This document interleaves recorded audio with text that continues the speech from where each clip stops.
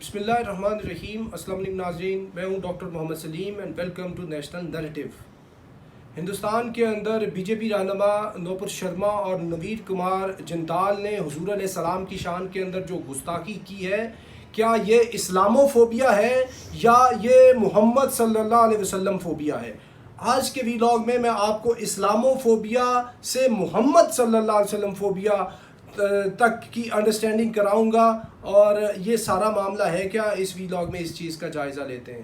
ناظرین، مسلمانوں کی اور غیر مسلمز کی بہت لڑائیاں ہوئی ہیں، اور یہ لڑائیاں جب سے اسلام کا ظہور ہوا ہے ٹل ڈیٹ یہ ہوتا رہا ہے، لیکن بہت ہی کم واقعات ہیں کہ جب غیر مسلموں نے محمد رسول اللہ صلی اللہ علیہ وسلم کی حرمت کے اوپر بات کی ہو اور انہوں نے توہین رسالت کی ہو تو اس کے خلاف مسلمان جو ہے برسر پیکار ہوئے ہوں۔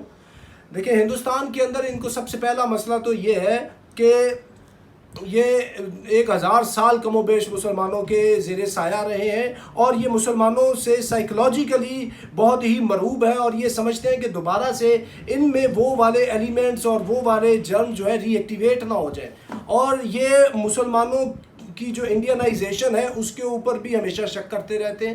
یہ 2020 کے اندر ابھی جو سٹیزن شپ امینڈمنٹ ایکٹ آیا ہے، یہ اس کی تازہ ترین مثال ہے۔ اور جب سے ہندوستان نے آزادی حاصل کی ہے 1947 سے لے کے آج تک، جو ہندو مسلم فسادات ہیں وہ بیشتر مواقع پہ ہوئے، اور اس میں کم و بیش 10,000 مسلمان جو ہیں وہ ہلاک ہو چکے، اور ان میں بڑے بڑے واقعات میں سے جو ہے وہ گجرات کی رائٹس ہے 1969 سے 79 کی، اور کولکتہ رائٹس ہے، نیلی میسیکر ہے، اور ممبئی کی رائٹس ہیں، اور پھر گجرات کی 2002 کی رائٹس ہیں، مظفر نگر کی رائٹس ہیں، اور دہلی کے اندر 2020 کی رائٹس ہیں۔ یعنی اجمالاً بتا رہا ہوں کہ بہت زیادہ فسادات ہوئے ہیں۔ یہ کمیونل جو رائٹس ہیں ان دونوں کے درمیان ہزاروں کے حساب سے مسلمان اس کے اندر جو ہے وہ اپنی جان گنوا بیٹھے، لاکھوں کے حساب سے وہ زخمی ہوئے، اور ملینز کے حساب سے ڈسپلیس ہوئے۔ مسلمانوں کی عورتوں کے ساتھ کیا ظلم و ستم نہیں ہوا؟ تو یہ ایک روٹین کا میٹر تھا، یہ کنونشنل ان کی وار تھی، یعنی ایک روایتی جنگ تھی مسلمانوں کی اور غیر مسلموں کی۔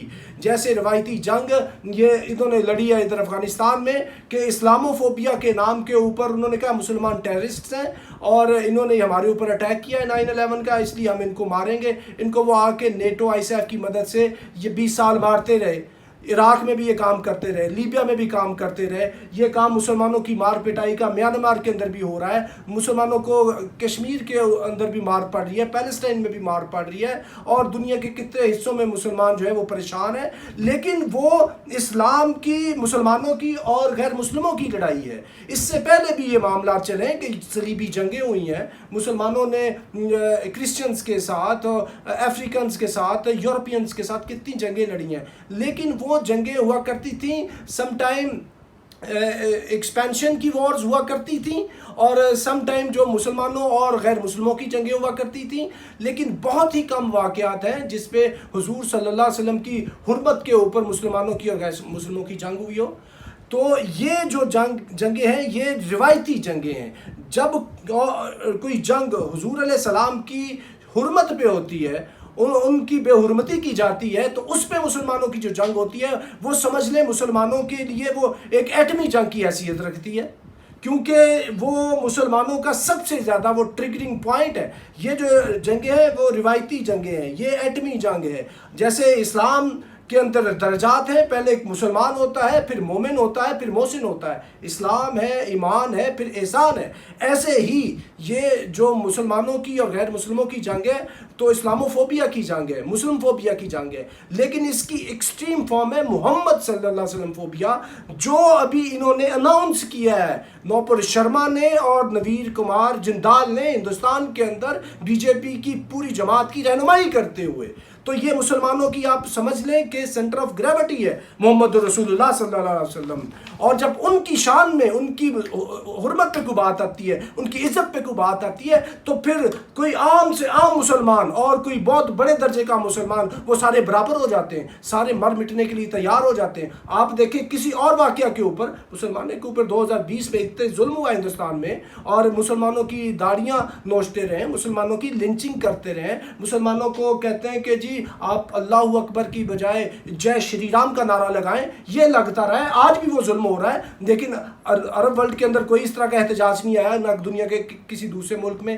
ابھی جب انہوں نے محمد رسول اللہ صلی اللہ علیہ وسلم کی شان کے اندر گستاخی کی ہے تو پورا عرب ورلڈ، پورا عالم اسلام وہ کیا کہتے ہیں کہ بہت ہی زیادہ سراپا احتجاج ہو چکا ہے، اور اس وجہ سے غم و غصہ پایا جاتا ہے، کیونکہ وہ تو سمجھتے ہیں سارے کے سارے کہ مسلمان کہ محمد رسول اللہ صلی اللہ علیہ وسلم جانے جانا ہے، وہ جانے کائنات ہیں، وہ وجہ تخلیق کائنات ہیں، اور محمد رسول اللہ صلی اللہ علیہ وسلم نہ ہو تو کچھ نہ ہو. وہ جو نہ تھے تو کچھ نہ تھا، وہ جو نہ ہو تو کچھ نہ ہو. جان ہے وہ جہان کی، جان ہے تو جہان ہے. اللہ تعالیٰ نے جب کائنات بنائی تو اس وقت اللہ تعالیٰ نے یہ اسٹیٹمنٹ جاری کی وَكَتَبَ عَلَىٰ نَفْسِهِ الرَّحْمَةَ کہ میں نے اپنے اوپر اپنی رحمت کو فرض کر لیا ہے، اور میری رحمت کا پریکٹیکل جو امبوڈیمنٹ ہے وہ محمد رسول اللہ صلی اللہ علیہ وسلم کی ذات ہے. وہ اس طرح کہ وَمَا أَرْسَلْنَاكَ إِلَّا رَحْمَةً لِّلْعَالَمِينَ، کہ وہ رحمت للعالمین ہے. اگر میں نے اپنے اوپر رحمت کو فرض کیا، میری پریکٹیکل فارم محمد رسول اللہ صلی اللہ علیہ وسلم ہے. تو ان کی جب جان پہ بات آتی ہے، حرمت پہ بات آتی ہے، عزت پہ بات آتی ہے، تو ہر کوئی جو مر مٹنے کے لیے تیار ہوتا ہے. تو اب کی بار انہوں نے یہ بات کی ہے، اور یہ بہت ہی ظالم اور جابر لوگ ہیں. ان کو پتہ ہے کہ روٹین سے تو مسلمان ڈیپ سلمبر میں سوئے ہوئے ہیں، یہ جاگ نہیں رہے، ہم ان کو مار رہے ہیں اتنے عرصے سے، لیکن روٹین کے ہتھیاروں سے تو ان کو اثر ہی نہیں ہو رہا. ابھی ان کے اوپر ایٹم بام مارو، پھر شاید یہ جاگ جائیں. تو ابھی انہوں نے وہ مار دیا ہے، اور مسلمان جو ہے وہ سراپا احتجاج ہے. اور یہ ظالم لوگ کرتے ہیں، جو پڑھے لکھے لوگ ہوتے ہیں، جو نان مسلمز ہیں، وہ بھی جب محمد رسول اللہ صلی اللہ علیہ وسلم کے اسٹیچر کی بات آتی ہے، ان کے قد کاٹ کی بات آتی ہے، تو کارلائل جو ہے دو ہیروز اور ہیرو ورشپ کے اندر لکھتا ہے کہ تاریخ کی سب سے عظیم شخصیات میں محمد رسول اللہ صلی اللہ علیہ وسلم ٹاپ پہ ہیں. دی 100 کا رائٹر لکھتا ہے کہ محمد رسول اللہ صلی اللہ علیہ وسلم نمبر 1 پہ ہیں. یعنی ان بائسڈ جو رائٹرز ہیں وہ ان کو یہی مقام دیتے ہیں. اور یہ مسلمانوں کے لیے کتنے امپورٹنٹ ہے کہ مسلمانوں کے لیے اللہ تعالیٰ خود فرماتے ہیں حریص علیکم بالمؤمنین رؤوف الرحیم، کہ مسلمانوں کے لیے تو وہ اتنے زیادہ وہ حریص ہیں ان کی بھلائی کے لیے. یہ ان کا مسلمانوں کے ساتھ قلبی تعلق ہے. اور جب محمد رسول اللہ صلی اللہ علیہ وسلم کی حرمت پہ بات آ جائے تو افضل البشر بعد الانبیاء صدیق اکبر رضی اللہ عنہ اپنے والد گرامی حضرت ابو قحافہ کے خلاف بدتمیزی کر جاتے ہیں، ان کو تھپڑ رسید کرتے ہیں، اور کہتے ہیں اگر میرے ہاتھ میں آج تلوار ہوتی تو تلوار بھی میں ابو قحافہ کو مار دیتا.